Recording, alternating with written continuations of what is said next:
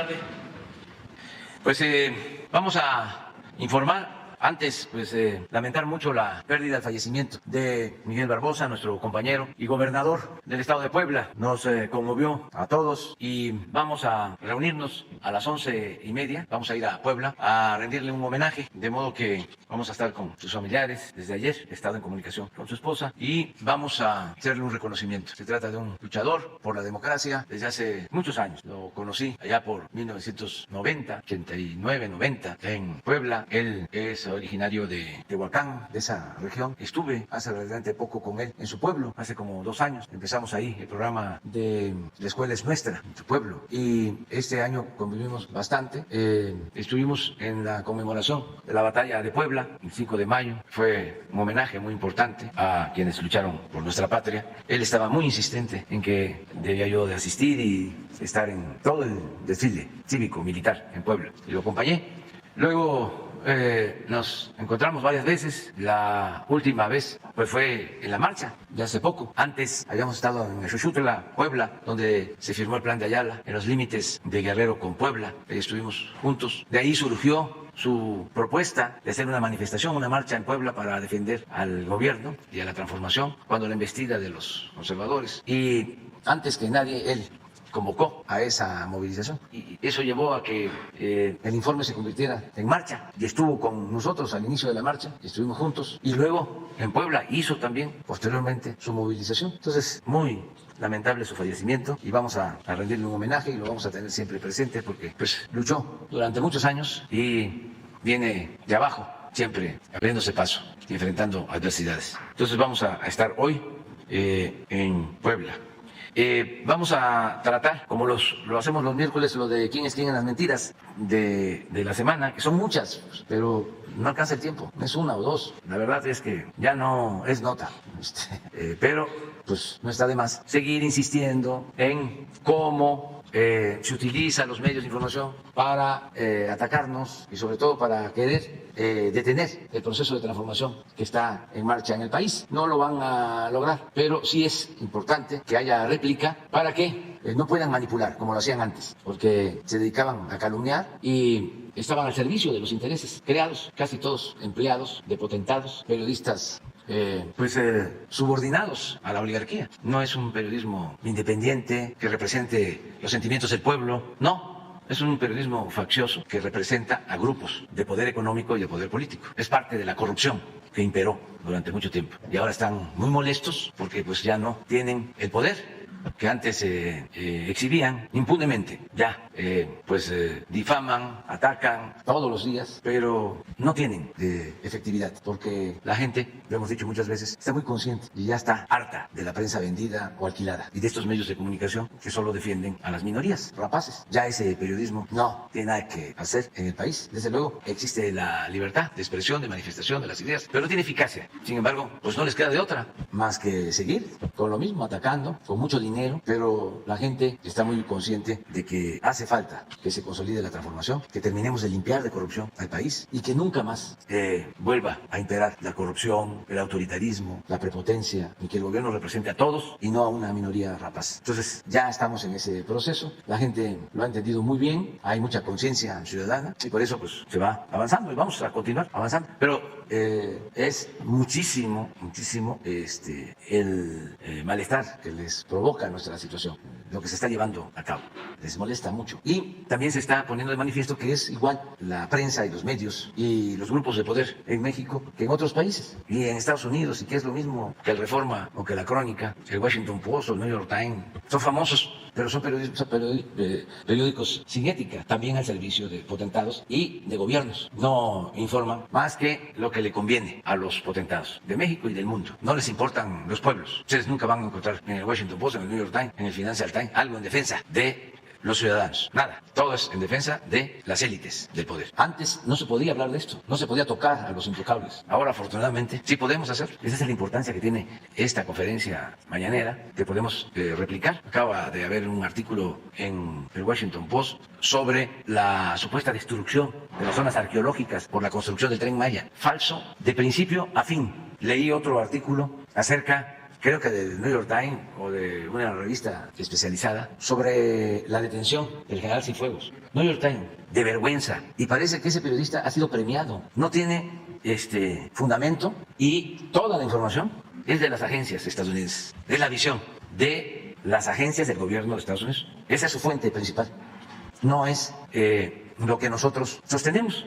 Le faltó, por ejemplo, decir que antes, aunque hay una referencia al tema, los gobiernos de México permitían que la DEA y otras agencias intervinieran en México violando nuestro territorio, nuestra soberanía. Y él dice que como ya no permitimos eso, ya no se hace nada para combatir las drogas y evitar que lleguen a Estados Unidos. Falso. Una cosa es que cuidemos nuestra soberanía y que no se permita que ningún gobierno extranjero decida sobre lo que nos corresponde decidir a los mexicanos, y otra es que no se combata el narcotráfico. Pero como estaban mal acostumbrados a meterse, no cuenta, por ejemplo, el señor de cuando asesinan a un delincuente en Morelos, a un Beltrán. Él narra, ¿no?, sobre eso, pero no cuenta porque le faltó información y sobre todo objetividad, que quienes operaron eso fueron agentes extranjeros con el apoyo de la Marina de México, porque ellos daban órdenes a la Secretaría de Marina y a su estilo de ellos hasta vulneraron el cuerpo de esta persona, le pusieron dólares y así permitieron tomarle fotografías. Y al día siguiente declaró el embajador de Estados Unidos de que ellos habían participado y que además ellos confiaban en la Marina, no en el ejército de México. Imagínense eso. De ese entonces es también el que se abrió la frontera para meter armas de contrabando en el operativo Rápido y Furioso, en acuerdo de los dos gobiernos, violando nuestra soberanía. Pero nada de eso trata. Y no reconoce que en el caso del general Cienfuegos, el expediente que nos enviaron no tenía pruebas, no tenía sustento, pero se quedaron molestos porque ellos estaban acostumbrados a decidir sobre asuntos que solo corresponden al gobierno de México. Pero bueno, esto es mundial. Son los poderes de los que se sienten dueños del mundo. Es el gobierno del mundo, es a lo que aspiran. Y nosotros lo que queremos es que se respeten las soberanías de los países, las independencias de los países, y que a partir de ahí se dé la cooperación en lo económico, en lo social, y que haya armonía y amistad entre todos los pueblos del mundo, que prevalezca la fraternidad universal. Pero todavía no termina esa mala costumbre de imponerse, aunque se está avanzando. Yo siempre les comento que el presidente Biden habla de un trato en pie de igualdad, pero pues es el presidente Biden. Le acabo de enviar una carta, dice un reconocimiento porque es el único de los presidentes de Estados Unidos de la historia moderna que no ha mandado a construir ni un metro de muro. Durante décadas todos mandaban a construir, como manda sus tramos de muro. El presidente Biden es el único, creo que en 4 décadas, si no es que más. Entonces sí, ha actuado de manera consecuente y con respeto hacia México. Bueno, adelante. Muchas gracias, presidente. Buenos días a todas y a todos. Esta es la sección ¿Quiénes quieren? Las mentiras de la semana del 14 de diciembre de 2022. Pero antes de iniciar, me gustaría como poblana extender mi más sentido pésame a la familia del gobernador Miguel Barbosa Huerta, a doña Rosario, a sus hijos y a todos sus seres queridos. Un abrazo fraterno. Y vamos a iniciar con la sección. Se desquicia la oposición por plan B de reforma electoral enviada por el presidente. En radio, televisión y prensa escrita, así como en canales de YouTube y periódicos digitales, sigue a todo la campaña emprendida para difundir mentiras en torno a la reforma electoral enviada por el presidente Andrés Manuel López Obrador al Congreso de la Unión. En la última semana, los ataques y las mentiras han arreciado. Los argumentos son las mismas falacias. Que si el Poder Ejecutivo quiere secuestrar un organismo autónomo, que el plan B de la reforma era una venganza, hecha con el hígado, como dijo Sergio Sarmiento en Reforma, que si la reforma busca allanar el camino a una reelección o a una elección de Estado. Como publicó en el Financiero Enrique Cárdenas. También una misión electoral de la OEA acusó falsamente al presidente López Obrador de querer modificar el árbitro electoral independiente. Y bueno, ya sabemos, por ejemplo, Ciro Murayama declaró que la reforma es una venganza política. También miembros de la oposición y el diario Reforma acusaron de inconstitucional la reforma electoral. Pero ya Lorenzo Córdoba fue más allá, quien es consejero del INE y quien también tiene eco de algunos como Julen Renmentería, Emilio Bersicasa y por supuesto Claudio X González, quienes insistieron en que se pone en riesgo la democracia. Todos, así al unísono, repiten el mismo discurso. Mauricio Merino mintió al afirmar que con el recorte, el personal del INE en el territorio sería sustituido, escúchelo bien, por personas de Morena. Ya, o sea, no tienen límites, eso por supuesto que es falso. Todos los días se publican mentiras sobre la reforma electoral, pero no se tocan los temas de fondo que los ciudadanos deben conocer, como por ejemplo la reducción de recursos en el costo de las elecciones por 6,000 millones de pesos y del aparato administrativo del INE sin afectar sus tareas sustantivas. Aquí mostramos en la pantalla una gráfica de cómo es más caro el voto en México que en otros países de América Latina. Por ejemplo, vemos, esto está en dólares. En México cuesta $7.61 y en países como Chile y Colombia cuesta menos de $1.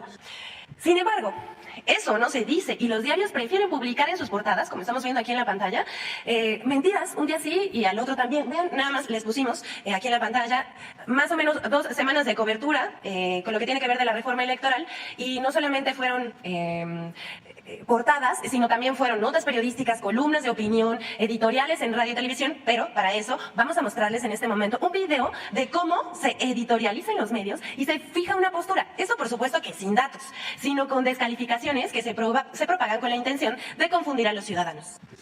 El famoso Plan B es una iniciativa que ha salido del hígado del presidente Andrés Manuel López Obrador. No hay otro propósito en la iniciativa más que debilitar, golpear al Instituto Nacional Electoral. De hecho, en las muchas páginas que tiene esta iniciativa, se señala que el Instituto Nacional Electoral es uno de los ejemplos más nocivos de lo que los gobiernos neoliberales determinaron como proliferación de instituciones descentralizadas y autónomas. En vez de garantizar elecciones libres, confiables, democráticas, auténticas, dice, ha convertido a una élite académica en garante de abusos en el uso del gasto público y cómplice protectora de conductas electorales fraudulentas e ilegales. Bueno, pues si fueron tan fraudulentas las elecciones realizadas por el INE, ¿cómo es posible entonces que aceptemos el resultado de las elecciones de 2018 y de 2021 en que ganó Morena? López Obrador se quiere apoderar del INE. López Obrador quiere ser él quien determine quién va a ser el próximo presidente o presidenta de México y no los ciudadanos, que no seamos nosotros. Y entonces la reforma electoral a López Obrador, la reforma de la Constitución, fue bateada. Revivió la alianza opositora, PAN, PRI, PRD, juntos otra vez, batean con MC también, batean la reforma constitucional electoral de López Obrador, pero luego ya tenía López Obrador su plan B, que de todas maneras le pega al INE, porque ese es el objetivo de fondo de López Obrador. Él no quiere un árbitro imparcial. López Obrador advirtió desde el lunes que al INE sí lo iba a tocar. Yo creo que si la reforma mataba al INE, la constitucional, esta lo quiere dejar inválido. Así de grave es. Es decir, está vivo el INE, no pudieron acabar con un instituto que en la Constitución aparece como autónomo, pero le están cortando las piernas, las manos, y eso puede comprometer las funciones que tiene que realizar el Instituto Nacional Electoral. Oiga, señor Claudio, aprovechando que lo tenemos aquí nada más, hay una de las cosas que se señala que de alguna manera usted ha encabezado este movimiento ante elevación de impuestos de sus empresas. Es una versión que públicamente usted nunca ha aclarado y estaría bueno que ya que está aquí, pues lo aclare a las cámaras, por favor. ¿Podría? Sin comentario y por favor cheque bien sus fuentes. Yo no soy empresario, soy activista social. Gracias. En efecto, estamos ante una reforma que genera un profundo daño al Instituto Nacional Electoral y sobre todo a los derechos que el INE está destinado a garantizar, como son pues elecciones, estándares constitucionales, imparciales, dando toda la garantía a los ciudadanos. Ahora se desaparecen. No tenemos un problema electoral, pero sí tenemos un personaje que lleva 16 años diciendo que el INE hace fraudes. Ese personaje fue un candidato derrotado a la presidencia 2 veces y hoy es el presidente de la República. Y no paró de repetir que el INE hace fraudes y, por cierto, pocas voces salieron a hacerle frente. Sí. Y ahí están las consecuencias, ahí están los resultados, ¿no? También de debates que no se dieron en su momento. Bueno, se los dejamos para que ustedes juzguen. Y vamos con la siguiente. The Washington Post publica reportaje con mentiras sobre supuesta destrucción de tesoros arqueológicos en un tramo del Tren Maya. Ya lo había mencionado el presidente Andrés Manuel López Obrador hace un momento y en este momento la vamos a desmentir. El diario estadounidense The Washington Post pidió a través de su corresponsal Kevin Schiff documentar la labor de campo del INAH en el proyecto del Tren Maya, lo cual ocurrió, pues el INAH le proporcionó información de los frentes de excavación, de los procesos de investigación vinculando al salvamento arqueológico en el Tren Maya. Todas las facilidades. 6 meses después, The Washington Post publicó un reportaje con el título Destruyendo tesoros mayas para construir un tren turístico, lo cual es absolutamente falso. Sorprende la falta de ética y veracidad por incluir datos erróneos, imprecisos o mal interpretados, por falsear declaraciones, por omitir información relevante y sobre todo, por revelar una posición parcial, tendenciosa y prejuiciada que sin miramientos descalifica el arduo trabajo realizado por profesionales de reconocida trayectoria y prestigio en su ámbito de conocimiento. Una verdadera falta de respeto. Vamos por partes. En el caso del Tren Maya, el salvamento se basa en una metodología que emplea recursos tecnológicos de vanguardia para responder con mayor eficiencia al reto de investigar y proteger los monumentos arqueológicos localizados en el trayecto del sistema ferroviario, es decir, los 7 tramos. Contrario a lo que afirma The Washington Post, la clasificación se basa en una metodología innovadora y en los más altos estándares de calidad internacionales para la intervención y diagnóstico de patrimonio en obras de infraestructura. El INA, el Fondo Nacional de Fomento al Turismo, la FONATUR, y la Secretaría de la Defensa Nacional, además de los consorcios constructores, han realizado las modificaciones necesarias al proyecto del tren para garantizar la preservación del patrimonio arqueológico. Gracias a estos trabajos de salvamento se han recuperado información valiosísima y se han obtenido relevantes hallazgos, los cuales han sido salvaguardados con técnicas de protección aprobadas por el Consejo de Arqueología del INA y han quedado registrados con tecnología de punta que permitirá a los especialistas su estudio durante las próximas décadas. Los bienes muebles recuperados se encuentran resguardados y actualmente son estudiados y restaurados por especialistas del proyecto. En el proyecto del Tren Maya, por primera vez en México, se ha implementado de forma sistemática la conservación in situ de los monumentos a través de terraplenados con geomalla, muros de tierra armada y pivoteos, procedimientos que han permitido garantizar la preservación de más de 1.090 monumentos que se encuentran en el derecho de vía del tren, insistimos, de los 7 tramos. Cabe señalar que estas medidas han permitido atender recomendaciones expresadas por organismos internacionales como la UNESCO. Asimismo, únicamente en 7 casos se han implementado medidas excepcionales para reubicación de monumentos. Queremos reiterar esta mañana, el Tren Maya respeta el medio ambiente y el patrimonio arqueológico de la cultura maya. Se han preservado 31.306 bienes inmuebles, cimientos, basamentos y albarradas, más de 1.000 cuevas y cenotes, más de 700.000 fragmentos de cerámica, 463 osamentas y 576 vasijas. Además, se invierte en mejorar 26 zonas arqueológicas y crear 9 centros de atención a vigilantes. Hasta aquí la sección de hoy, concluimos, fuimos muy breves debido al tiempo, pero para que se quede esto, que es uno de los proyectos más grandes que se ha hecho en la arqueología en nuestro país. ¿Es cuánto, señor presidente? A los que no han preguntado en 15 días, tú, en 15 días, tú, 2, la compañera 3 y 4, ahí. Gracias, presidente. Buenos días a todas y a todos. Nancy Flores, de la revista Contralínea. Presidente, hace un momento usted decía que pues sigue esta tendencia de Estados Unidos a sentirse el gobierno del mundo.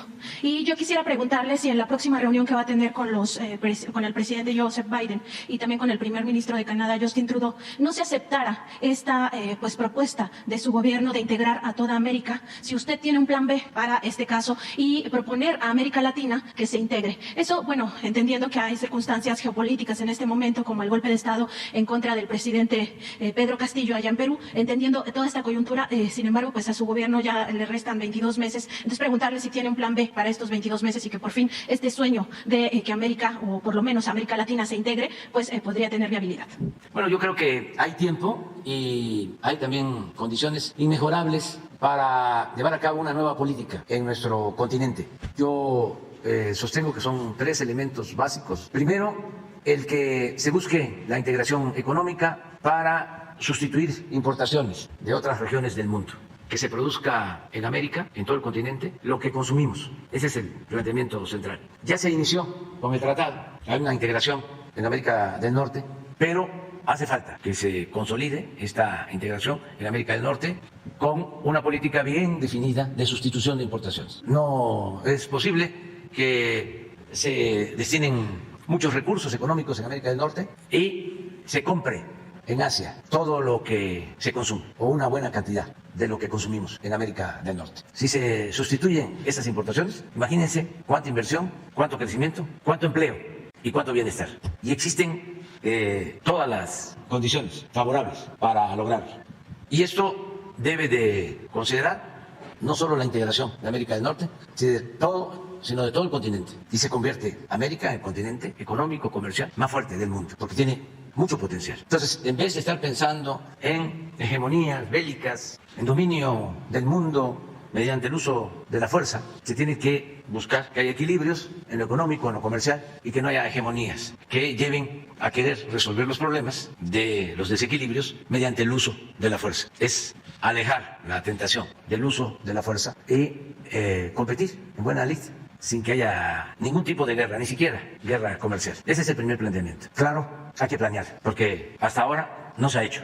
Se aplica aquello de que se echa a andar la carreta y que las calabazas se acomodan solas. Y no, precisamente en Asia, en China en especial, planean hacia adelante. Ya saben que van a lograr en el 2030, en el 40, en el 50. Y aquí estamos pensando en la próxima elección, no en la próxima generación. Entonces, ese es el primer tema. El segundo es que no puede haber tanta desigualdad en nuestro continente. Y por eso podemos impulsar una alianza para el bienestar de los pueblos de América Latina, del Caribe, lo que fue en su momento la Alianza para el Progreso, en la época del presidente Kennedy. Esto es importante porque si hay crecimiento económico, si hay oportunidades de trabajo, si hay bienestar en los países de América Latina, del Caribe, hay posibilidad de ordenar el flujo migratorio. Si se sigue abandonando América Latina, el Caribe, pues no se va a poder ordenar el flujo migratorio y se van a seguir poniendo en riesgo las vidas de millones de americanos de distintos países, de Centroamérica, de Sudamérica. Lo que está sucediendo, están saliendo miles de personas, no solo de Centroamérica, de Colombia, de Venezuela, de Ecuador, de Perú, de todos lados, de todas partes. Entonces, se requiere que haya oportunidades de trabajo en los lugares de origen, que la gente no se vea en la necesidad de emigrar. Y para eso se necesita un plan para el bienestar. Existen bancos de desarrollo para América Latina, como el BID y otros, pero no hacen nada. No ayudan, no impulsan la actividad productiva, no generan empleos en los países. Son aparatos burocráticos, onerosos, de fachada. Entonces, ese es otro tema. ¿Cómo se lleva a cabo un plan para la cooperación económica y el bienestar en toda América? Y lo tercero es el respeto a la soberanía de los países, que ya no se mantenga la política de principios del siglo XIX, de que se intervenga en las decisiones de los pueblos, de los países que son libres, que son independientes, que son soberanos. Ahora me llamó mucho la atención el caso de Perú. El primer mensaje hablando de que se estaba alterando la legalidad en ese país fue de la Embajada de Estados Unidos en Perú. Eso ya no debe de aplicarse como política. Tiene que haber respeto a la soberanía de los países, a la independencia de cada país. Y nos debemos de dar pues un trato de aliados. Pero si va a seguir habiendo la política del bloqueo a Cuba, de las sanciones políticas medievales que afectan a los pueblos, porque no es afectar a los gobiernos. ¿A quién se afecta con un bloqueo? A los pueblos, a la gente. ¿Y qué peligro hay de que podamos tener una relación de respeto? ¿Qué peligro significa Cuba para Estados Unidos? ¿Qué peligro significa Venezuela para Estados Unidos? ¿Qué peligro significa Colombia para Estados Unidos? Nada. Eso tiene que ver con otras épocas. Hacer a un lado lo de la doctrina del destino manifiesto y de la doctrina Monroe, e iniciar una etapa nueva en nuestras relaciones, que haya de verdad una comunidad en América y que esto nos permita crear una unión de todos los países, de todos los pueblos, para potenciar nuestros recursos naturales, la fuerza de trabajo, la creatividad de nuestros pueblos. ¿De dónde se va a sacar fuerza de trabajo? Sí, en Estados Unidos, en Canadá, incluso en México, ya empieza a escasear fuerza de trabajo joven. ¿Y qué se hace sin fuerza de trabajo? Pues está muy bien lo del discurso de la automatización y de la robótica y del desplazamiento de la fuerza de trabajo, pero eso va a llevar un tiempo todavía. Ahora no se pueden instalar plantas en Estados Unidos porque no hay fuerza de trabajo. Todo esto tiene que plantearse y de manera ordenada también permitir que haya visas de trabajo temporal una vez que en los pueblos, en los países, haya oportunidades de trabajo. Los excedentes o los que deseen ir a trabajar a otros países que lo puedan hacer de manera ordenada. Una unión de toda América. Es un sueño, pero hay que plantearlo para buscar que se convierta en realidad. Entonces, de eso vamos a hablar. Y es muy importante porque el presidente Biden pues es un político profesional, sí tiene una visión de futuro, lleva ya muchos años en la política y pues está pensando, no tengo duda, en las nuevas generaciones, en lo que vamos a heredar, en lo que se va a dejar como legado a las nuevas generaciones. Porque ni modo que nos crucemos de brazo y que a ver cómo se acomodan las calabazas. Presidente, en otro tema, cada jueves aquí el subsecretario de Seguridad Pública, Ricardo Mejía Verdeja, presenta un caso de estos jueces y magistrados que liberan criminales que son generadores de violencia. Uno de varios, porque bueno, él presenta el más destacado, digamos, de la semana, pero son varios. Entonces, preguntarle, presidente, si la secretaria de Seguridad y Protección Ciudadana, Rosa Isela Rodríguez, pudiera ya presentar una lista de los jueces, magistrados y ministros que liberan a estos criminales. Hay un caso terrible que ocurrió apenas hace unas semanas del segundo al mando del cártel Jalisco Nueva Generación. Y estos jueces, magistrados y ministros, pues viven en la impunidad total, ni siquiera se les señala este señalamiento público y no hay transparencia de quiénes son. Le pregunto esto porque finalmente estos juzgadores, pues lejos de pues aplicar la justicia en México, lo que hacen es beneficiar a estos criminales y al mismo tiempo son corresponsables de la violencia y de los asesinatos que se padecen en México. Entonces, sí es posible que se presente aquí esta lista para que conozcamos por lo menos quiénes son estos jueces, magistrados y ministros que también son criminales. Sí, se está denunciando a todos estos jueces ante la Judicatura, ante el Consejo de la Judicatura del Poder Judicial. Se están presentando denuncias y también ante la Fiscalía General. Acerca de dar a conocer quiénes son, pues vamos a analizarlo. Sí se está ventilando bastante sobre estos temas. Antes no se tocaban, por eso en la impunidad hacían lo que querían. Hay un juez Fierro, ese sí lo menciono porque no tiene que ver con asuntos criminales, sino con corrupción. Y digo corrupción porque se dedica a proteger a Iberdrola. Ahora, con lo del Estadio Azteca, Bad Bunny, ¿dónde estaba? ¿Cómo se llama la institución esa de fachada que crearon para simular? Confese. ¿Dónde estaba? ¿Qué hacen? Sí, pero se supone que el COFESE lo crearon para que no haya monopolios. Como crearon el IFETEL para que no hubiese monopolios en los medios de comunicación. Y a ver, les pregunto a ustedes, ¿no hay monopolios en los medios de comunicación? Ya no voy a reír porque se enoja mucho, pero me da risa. Pero eso es un asunto muy serio. Esto de Bad Bunny, aprovecho para decirlo, ¿no? Porque él es una gente solidaria, el Bad Bunny. Tengo antecedentes de su actuación en Puerto Rico y es sensible. Y decirle que nos dio mucho sentimiento ver a jóvenes tristes que no pudieron entrar porque les clonaron sus boletos, porque les hicieron fraude, algunos llorando, porque ahorraron durante mucho tiempo para poder comprar sus boletos. La verdad que sí me produjo sentimientos. Y le he dado instrucciones al procurador del consumidor que actúen para que les devuelvan de sus recursos el dinero que utilizaron para comprar sus boletos y también el excedente al que tienen derecho. Pero no es suficiente. Entonces le pido a Bad Bunny, sé que está saturado y cansado porque trabajan mucho, pero le pido que considere la posibilidad de que venga a México, al Zócalo. Ojalá y venga, no le podemos pagar, tendría que ser una colaboración de él. Nosotros nos encargamos del escenario y de las luces, claro, no tan espectaculares, porque estuve viendo cómo salió en el Azteca volando una palmera y pues eso sí no se puede acá, pero ¿cómo se llama? Una trilosa, digo una tirolesa, una tirolesa, esa sí se la podemos poner. Sí, sería muy bueno, muy bueno, y que entraran todos los jóvenes que no tienen posibilidad de hacerlo, y así se reivindica. Pues no es culpa de él, ¿no? Es culpa de los que vendieron los boletos. Pero él podría hacer un tiempo y contribuir. Además, lo estoy planteando porque no pierdo nada y sé que él es una gente joven, sensible, tiene muchos seguidores, es un fenómeno mundial, pero tiene también una dimensión social. Ha estado ahí haciendo labor junto a Ricky Martin, junto a René de Calle 13. Entonces, ojalá. De todas formas, el lunes va a informar Ricardo Sheffield sobre las denuncias que se han presentado. No tengo el dato, pero él va a hacer la presentación. Y sí, van a tener que devolver el dinero y tienen que entregar un excedente, pero no es suficiente, porque muchos tenían la ilusión de verlo. Entonces, a lo mejor se puede hacer algo. Presidente, y por último, preguntarle, en este contexto de la reforma electoral de este Plan B, que es muy necesario para consolidar la democracia en nuestro país, para que ahora sí este Instituto Nacional Electoral y también el Tribunal Electoral del Poder Judicial de la Federación no respondan a los intereses de la élite económica y tampoco a la derecha política en nuestro país, pues preguntarle sobre estas conversaciones que usted sostuvo con su maestro, el ya fallecido doctor en ciencia política Arnaldo Córdoba, quien le mencionaba en estas conversaciones que sostuvo, están grabadas ahí, se pueden revisar en YouTube. Preguntarle sobre estas conversaciones donde él decía que el Estado mexicano lo tendríamos que recuperar la sociedad porque estaba pues en manos de la oligarquía, y él decía que la única forma de que fuera efectivo para la sociedad pues era recuperarlo, que ya no estuviera capturado, ¿no? por estos grupos, sobre todo por el poder económico.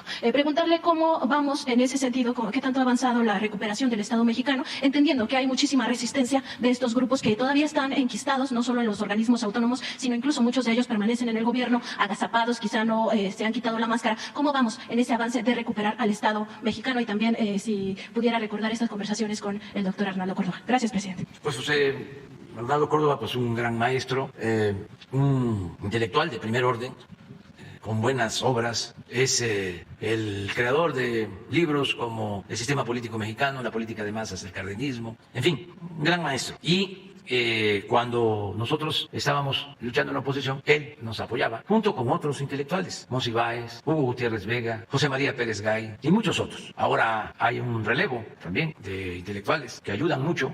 siempre ha estado pues aportando aún con independencia, con autonomía. Lorenzo Meyer, Rafael Barajas, Pedro Miguel, muchos intelectuales, Paco Taibo, Armando Bartra, se me olvida que es un muy buen escritor, el maestro que decíamos siempre, consecuente, siempre. No, joven, Fabricio Mejía y muchos otros que nos ayudan bastante, y actores y periodistas que están ayudando, y muchísima gente, muchos ciudadanos en las redes.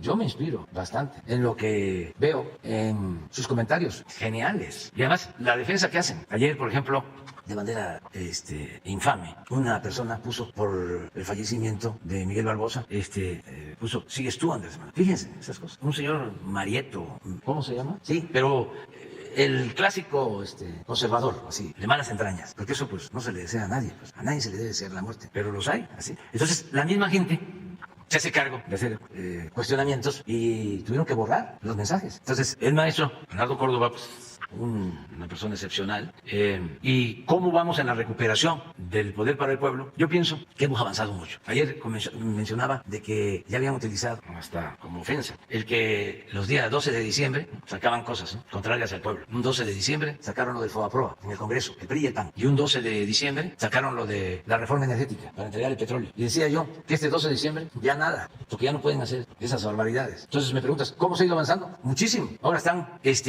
buscando que no se apruebe la ley electoral cuando pues es importante el que se dé el ejemplo de que no se debe de gastar mucho, que el presupuesto es del pueblo y que hay que cuidarlo y que hay que distribuirlo y le tiene que llegar más presupuesto a la gente más pobre, más necesitada. Sí, pero ¿qué pasa con la ley electoral? Pues ayuda en ese sentido, en que no compren el voto, pero de todas maneras ya es el pueblo el que manda en el país, ya no es el tiempo de antes. Convocan y llegan 100, 200, 300, claro, en todos los medios, ¿no? Sale, aparece. Y Claudio X González, pues encabezando, ¿no?, este movimiento. Sí, están pasando por un periodo muy decadente los conservadores. Entonces sí existe una recuperación del poder por parte del pueblo. Está cumpliendo aquello que me dijo un migrante en San Quintín, en la campaña, maestro poblano, que después de un mitin me buscó y me dice, vamos a ganar, pero no olvide que así como el presidente Juárez separó el poder del clero, del poder civil, porque a Dios lo que es de Dios y al César lo que es del César. Ahora lo que se necesita, no lo olvide, es separar al poder económico del poder político y que el gobierno represente a todos. Sabia recomendación, un gobierno que represente a todos, que no esté tomado, que no esté secuestrado por una minoría rapaz, por un pequeño grupo. ¿Quiénes eran, pues, los que dominaban en el gobierno? Pues los potentados, al grado de que no pagaban impuestos, hacían lo que querían porque tenían el control de todos los medios de información, manipulaban a su antojo, tenían a Krause encabezando un grupo y a Aguilar Camín encabezando otro grupo de intelectuales orgánicos, financiados por el presupuesto. Claudio, me acuerdo que cuando la elección del 2006, en una reunión de empresarios, él se paró a defender a los que habían comprado Banamex y no habían pagado impuestos. Y luego se convierte, como dicen, líder, activista social. ¿Saben para qué? Para impulsar la llamada reforma educativa. Y él encabeza la campaña en contra de la educación pública, en contra de los maestros, a favor de la privatización de la educación. Llegó a tener unos, ¿cómo se llaman estos carteles grandes?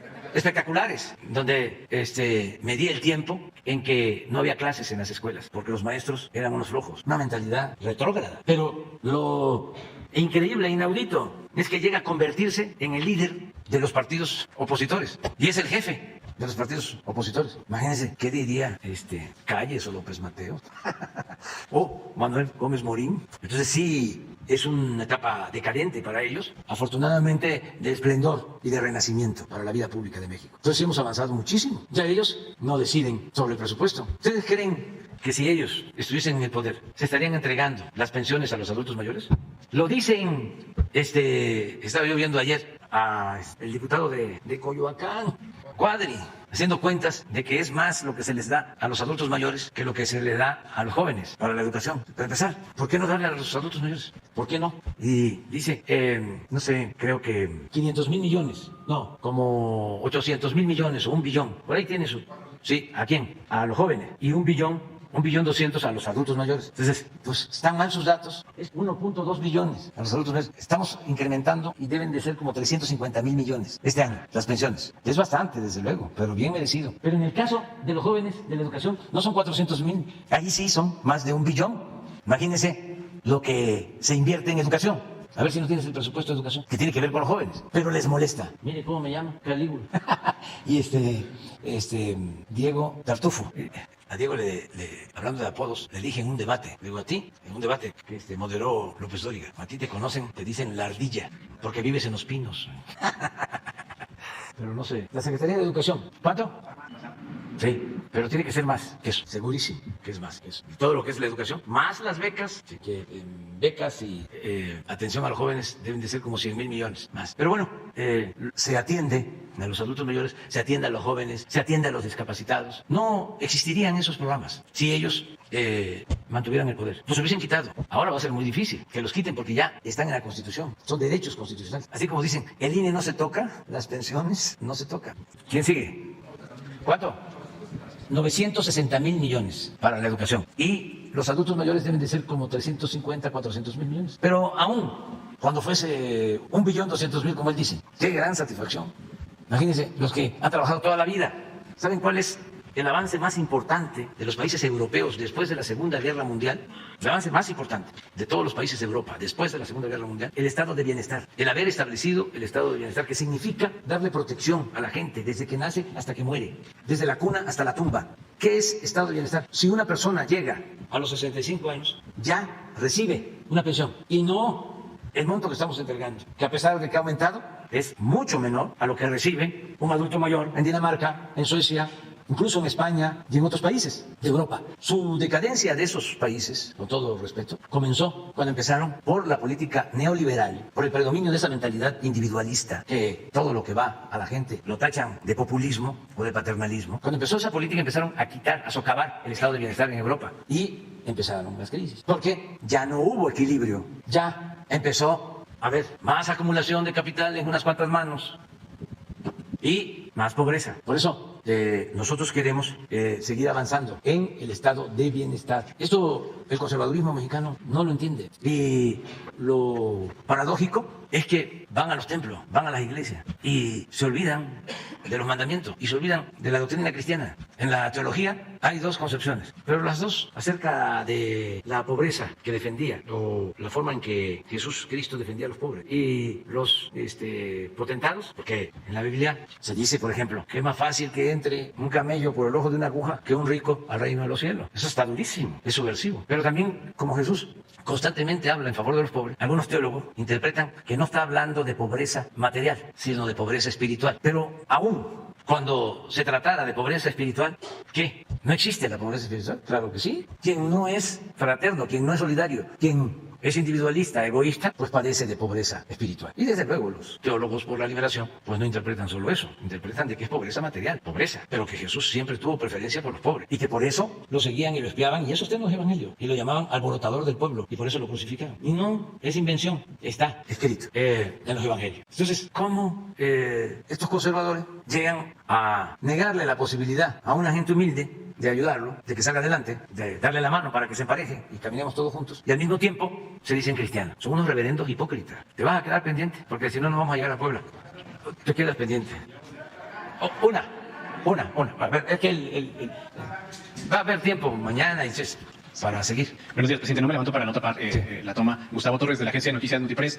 Me gustaría recordarle que el 22 de noviembre se le hizo la pregunta sobre la situación de la vacuna patria. Usted nos respondió que para el 29, una semana después, se invitaría a María Elena Álvarez Builla, titular del CONACYT, para que nos diera pues un avance, ¿no? Y creo que esto tiene mucha importancia no solo por el proyecto de la vacuna en sí, sino por lo expuesto ayer por el subsecretario Hugo López-Gatell, de que en México se pasa por una sexta ola de contagios, ¿no? Si bien no son con impacto mayor, ¿no? Entonces, y además de que se informó de que en México había una cobertura general de 84%, ¿no? de vacunación, sin embargo, pues no con la vacuna patria, ¿no? Entonces, si nos pudiera ahora dar un balance de este proyecto, o a falta de información concreta de la doctora Álvarez Builla, ¿qué evaluación se le podía dar a la vacuna patria? Gracias. Bueno, hay dos posibilidades. Una, que hoy mismo la doctora María Elena informe, ¿sí? Que dé a conocer todo un reporte, que ya lo tiene porque hemos estado trabajando en eso, nada más que no hubo la oportunidad de hacerlo aquí. Esa es una. Y la otra es que venga ella, nada más que sería de este martes que viene en 8, lo que ustedes quieran. O las dos cosas, que hoy mismo envíe el reporte y les se ponga en la página del gobierno y lo puedan ustedes revisar, y que ella venga de este martes que viene en 8, porque el martes que viene es seguridad, pero el otro sí es salud. ¿Te parece? Sí, perfecto. ¿Y cuál sería su opinión sobre...? De que se está avanzando bastante. están muy molestos también los adversarios con la nueva política del CONACYT. Porque ¿sabe qué pasaba? Que con dinero del presupuesto público, ¿sí?, se financiaba a las empresas transnacionales para supuestamente hacer sus investigaciones. Pero empresas que están acusadas por vender productos chatarra, se les daba dinero del CONACYT. Y ahora ya no hay eso. Son becas para investigadores, para eso se usa el presupuesto, y para hacer investigación en salud y en bienestar, en beneficio del pueblo de México. Pero eso los tiene porque hicieron toda una campaña sobre las innovaciones tecnológicas y era para transferir recursos, pero muchísimo dinero a estas empresas. Y claro, vivían pseudos científicos también al amparo de este presupuesto. Entonces están muy molestos. Entonces cuando se da a conocer lo de la vacuna patria, pues ¿qué esperan? Como esperaban, aunque parece increíble, de que no pudiésemos enfrentar el problema de la pandemia y que no pudiésemos atender a los enfermos en los hospitales para que hicieran una campaña negra de desprestigio al gobierno. Siempre han estado apostando a eso, a que nos vaya mal. Entonces ahora con la vacuna patria, ¿qué dicen? Me los imagino. ¿Dónde están los resultados? Es un poco lo de la refinería o lo de el aeropuerto. Ahí espantan, ahí no llega nadie. Pues ahí va el aeropuerto creciendo, es un gran aeropuerto, ya tiene 8,000 pasajeros, visitan el aeropuerto 10, 12,000 personas diarias y va a ir creciendo, y ahí está, y es un buen aeropuerto y no se va a hundir, como se iba a hundir el lago de Texcoco, o la refinería. Dicen estos mentirosos, falsarios, corruptos del Reforma, que va a producir la refinería de Dos Bocas hasta el 2027, ni que yo fuese junco. Pero ¿qué otra cosa hay así? El Tren Maya, el reportaje. El mismo Instituto de Antropología les está respondiendo que están mintiendo, pero no tienen remedio, es gente muy deshonesta. Hay que seguir informando, no dejándoles libre el terreno. Imagínense, si nada más escucha a uno, a Ciro, o a Loré de Mola, o a Sarmiento.